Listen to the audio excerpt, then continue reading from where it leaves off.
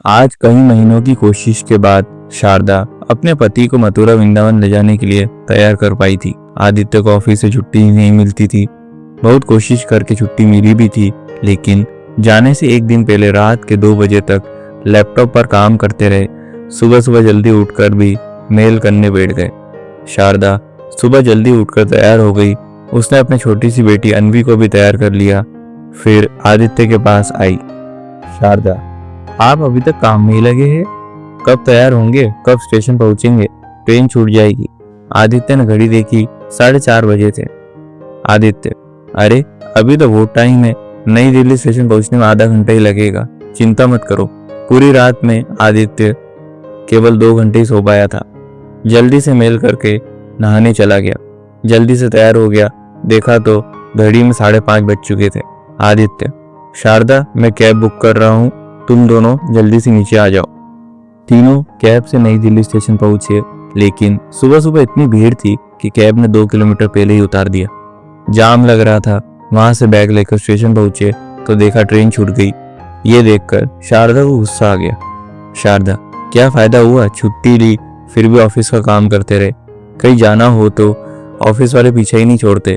एक काम करो, मुझे घर छोड़ दो और ऑफिस चले जाओ। आदित्य, ओहो, गुस्सा मत हो, नेक काम के लिए जा रहे हैं। ये सब परेशानी आती रहती है। एक काम करते हैं, बस से चलते हैं। तीनों कैब से बस अड्डे पहुंच जाते हैं। वहां मथुरा के लिए यूपी रोडवेज की एक बस में चढ़ जाते हैं।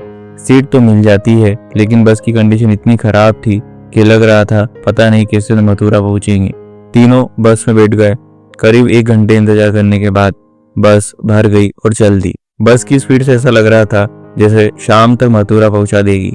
आदित्य, कंडक्टर साहब, कब तक पहुंचेंगे मथुरा? कंडक्टर, 3.5 घंटे लगेंगे। तीनों बैठे बैठे परेशान हो रहे थे। शारदा, थोड़ा सा काम छोड़ देते तो ट्रेन पकड़कर अब तक पहुंच जाते।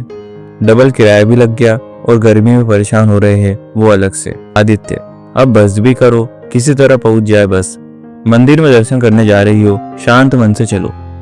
बस को चले अभी केवल 1 घंटा ही हुआ था कि मेन हाईवे से गाड़ी एक और मुड़ दी। देखा तो सामने एक ढाबा था।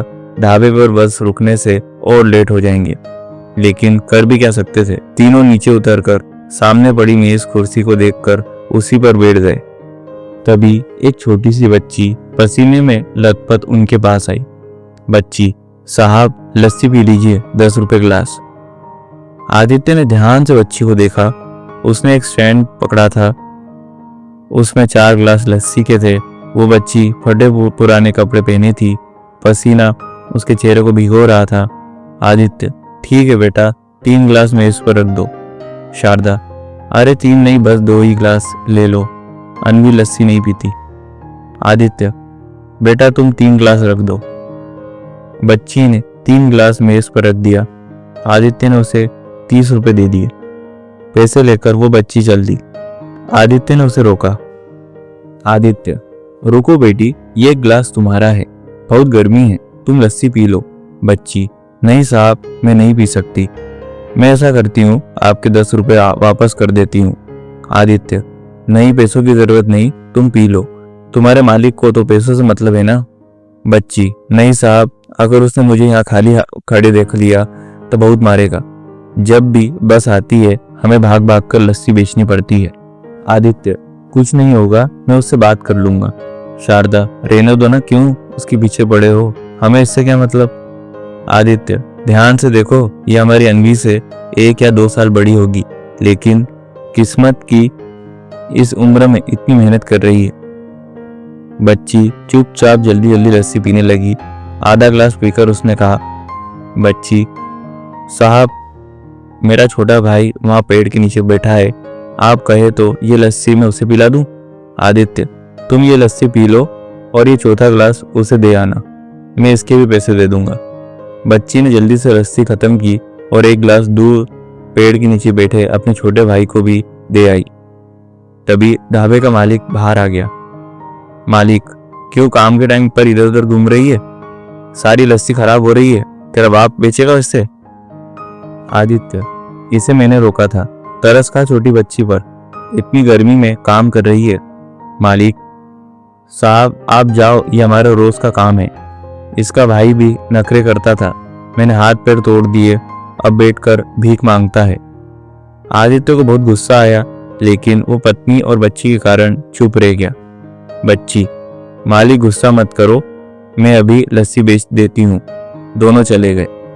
आदित्य ने फोन पर किसी से बात की। कुछ ही देर में उस इलाके के पुलिस इंस्पेक्टर 4 पुलिस वालों के साथ वहां आ गए। बच्चों से काम करवाने के कारण ढाबे के मालिक को गिरफ्तार कर लिया। बच्ची, साहब ये क्या किया?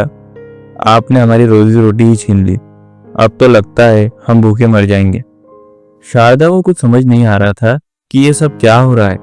आदित्य ने बच्ची और उसके भाई को अपने साथ बस में चढ़ा लिया। 3 घंटे बाद बस मथुरा पहुंच गई। मथुरा पहुंचकर आदित्य ने पता किया एक अनाथ आश्रम में बच्ची और उसके भाई को जगह मिल गई, जहां दोनों पढ़ भी सकेंगे और रहना खाना सब आश्रम की ओर से होगा।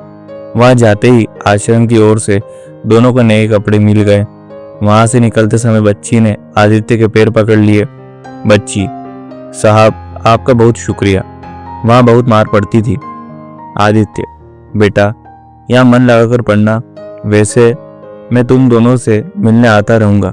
वहां से बाहर निकले तो शारदा ने कहा, शारदा अब तो सारे मंदिर भी बंद हो गए, शाम को ही खुलेंगे, फिर घर वापस जाने में बहुत देर हो जाएगी। आना ही बेकार हो गया, बिना दर्शन करे जाना पड़ेगा।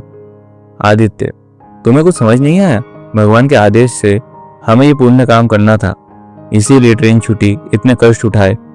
शारदा, हाँ ये तो मैंने सोचा ही नहीं।